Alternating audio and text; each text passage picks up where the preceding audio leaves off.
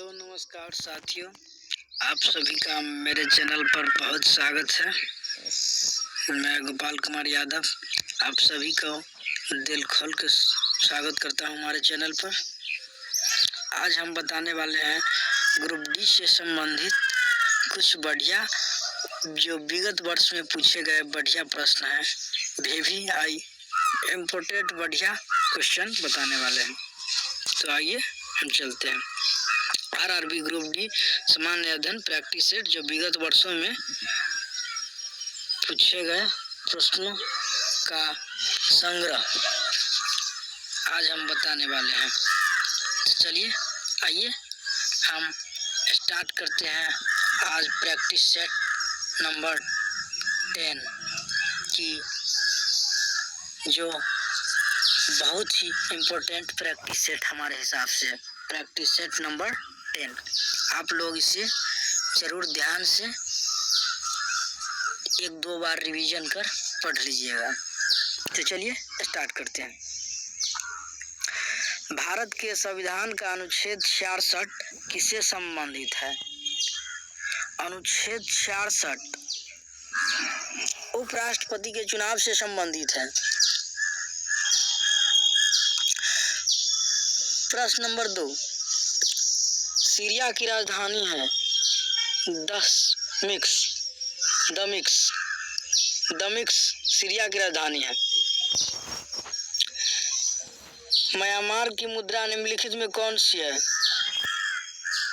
क्या म्यांमार की मुद्रा है? अफ्रीका महाद्वीप का सबसे अधिक आबादी वाला देश कौन सा है? नाइजीरिया। उत्तरी अमेरिका के निम्नलिखित देशों में से कौन सा देश में वन भूमि का क्षेत्रफल उसके कुल भूमि क्षेत्र के प्रतिशत के रूप में उत्तरी अमेरिका क्षेत्र में सबसे अधिक है? कनाडा क्षेत्रफल की दृष्टि से सबसे बड़ा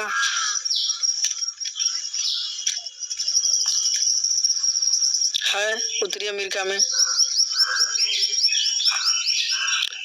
निम्नलिखित में कौन सा नदी बंगाल की खाड़ी में नहीं गिरता है? तो बंगाल की खाड़ी में हमारा नर्मदा नदी है जो नहीं गिरता है।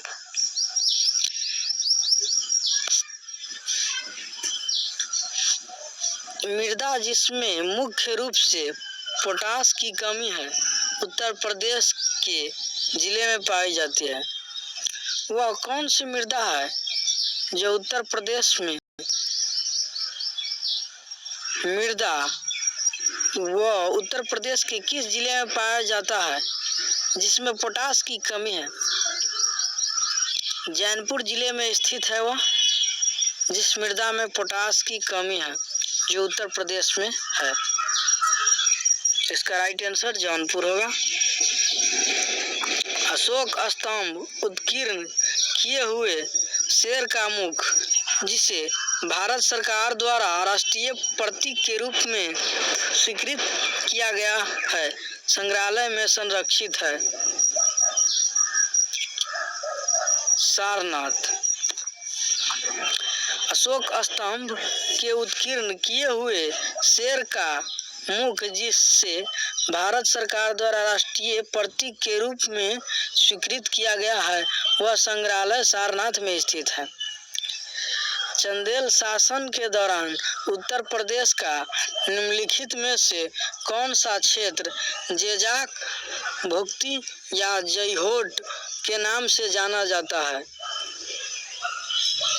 तो इसका राइट आंसर बुंदेलखंड हो जाएगा। चंदेल शासन के दौरान उत्तर प्रदेश के निम्नलिखित में से कौन सा क्षेत्र जेजाक भुक्ती या जयहोटी के नाम से जाना जाता है? तो सही आंसर बुंदेलखंड हो जाएगा। प्रसिद्ध सितार वादक नवाब इनायत खान उत्तर प्रदेश के से संबंधित है। प्रसिद्ध सितार वादक नवाब इनायत खान उत्तर प्रदेश से संबंधित है। कहाँ से? एटा से, औराया से, इटावा से, फिरोजा से, औराया से।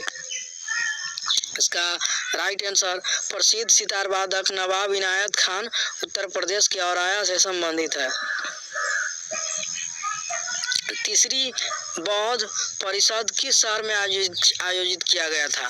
तो तीसरी बौद्ध संगीत परिषद पाटलिपुत्रा में आयोजित किया गया था।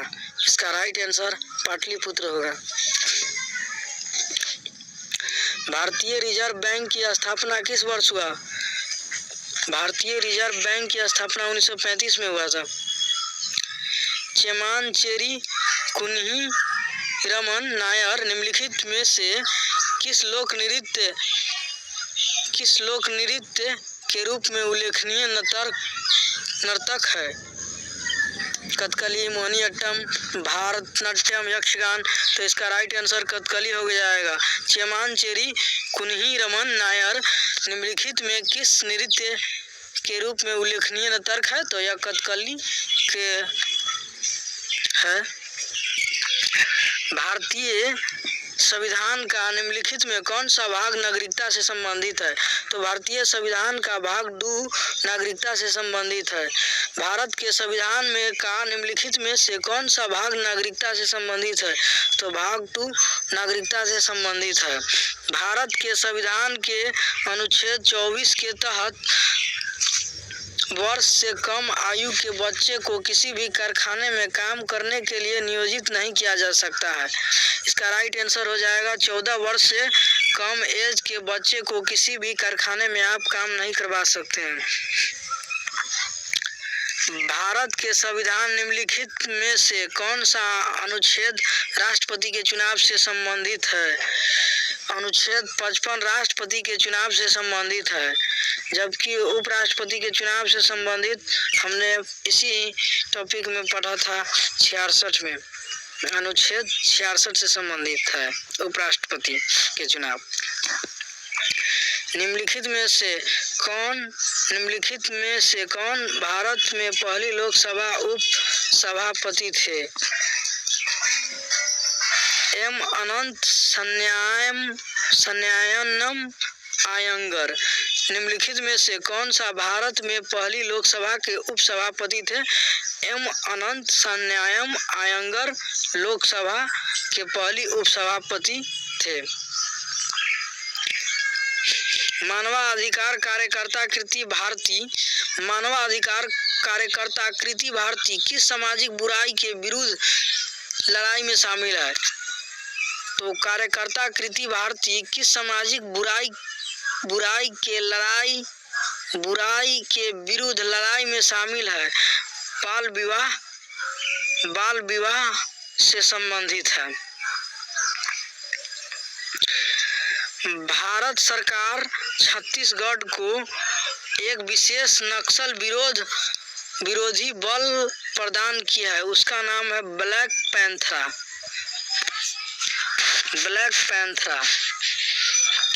भारत सरकार को एक विशेष नक्सल विरोध युद्ध बल प्रदान किया है, उसका नाम है ब्लैक पैंथरा। भारत सरकार छत्तीसगढ़ को एक विशेष नक्सल विरोध युद्ध बल प्रदान किया है, उसका नाम है ब्लैक पैंथरा। भारत और पाकिस्तान के बीच किस वर्ष शिमला समझौता पर हस्ताक्षर किया? भारत और पाकिस्तान 2 देश है, इसका मतलब जिस वर्ष के अंत में 2 लगा हो हम उस वर्ष को आंसर मानकर यहाँ पर चलेंगे। तो हमारा आंसर वर्ष 1972 में भारत और पाकिस्तान के बीच शिमला समझौता पर हस्ताक्षर किया गया था। अंतर्राष्ट्रीय मुद्रा कोष की प्रबंधक निदेशक और अध्यक्ष क्रिस्टीन लेगार्ड किस देश से संबंधित है? अंतर्राष्ट्रीय मुद्रा कोष के प्रबंधक निदेशक अध्यक्ष क्रिस्टीन लेगार्ड किस देश से संबंधित है? तो क्रिस्टीन लेगार्ड जो व्यक्ति है यह फ्रांस से संबंधित है। Christine Lagarde.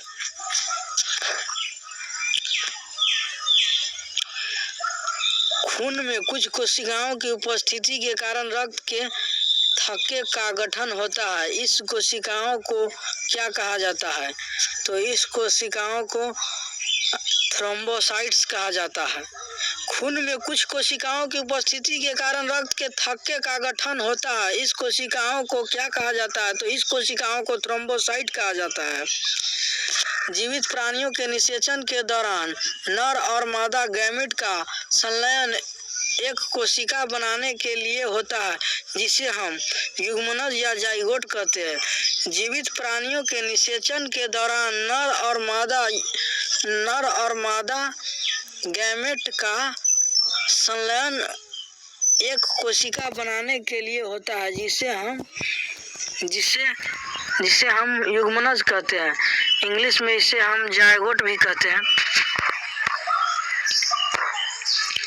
आराम करने वाले व्यक्ति की नाड़ी या नस की दर आमतौर पर प्रति मिनट धड़कने के बीच होती है, लगभग 60 और 75 के बीच। आराम करने वाले व्यक्ति की नस नाड़ी की गति लगभग 60 से 75 के बीच होता है। एक बार ढाले जाने के बाद गर्म करके नर्म नहीं किया जा सकने वाली प्लास्टिक को कहा जाता है। एक बार ढाले जाने के बाद गर्म करके नर्म नहीं की जा सकने वाली प्लास्टिक को कहा जाता है थर्मोसेटिंग प्लास्टिक कहा जाता है। एक बार ढाले जाने के बाद गर्म करके नहीं की जा सकने वाली प्लास्टिक को कहा जाता है थर्मोसेटिंग प्लास्टिक कहा जाता है। एक वयस्क इंसान सामान्य रूप से 24 घंटे में लगभग 1 से मूत्र विसर्जित करता है। 1.8 लीटर मूत्र विसर्जित करता है एक वयस्क इंसान। 11 दिसंबर 2014 को संयुक्त राष्ट्र ने संकल्प 69 या 131 द्वारा योग के अंतर्राष्ट्रीय दिवस के रूप में को घोषित किया। 21 दिसंबर 2014 को संयुक्त राष्ट्र ने संकल्प 69-131 के द्वारा योग के अंतर्राष्ट्रीय दिवस के रूप में 21 जून को घोषित किया है। वर्ष 1943 में विटामिन के का आविष्कार के लिए नोबेल पुरस्कार दिया गया था डोइजी और डैम को। 1943 में विटामिन के लिए डोइजी और डैम को नोबेल पुरस्कार दिया गया था। इनसाइड आईबी एंड रॉ the rolling stone gather moss किताब के लेखक कौन है? तो ये आप लोग कमेंट कर बताइएगा इसके लेखक कौन है। तो चलिए आज के लिए बस हम इतना ही, और भी आगे बढ़िया क्वेश्चन ग्रुप डी के लिए लेकर उपस्थित होते रहेंगे। इसी प्रकार से आप लोग चैनल से जुड़े रहिए और लाइक और थोड़ा कमेंट करते रहिए। धन्यवाद।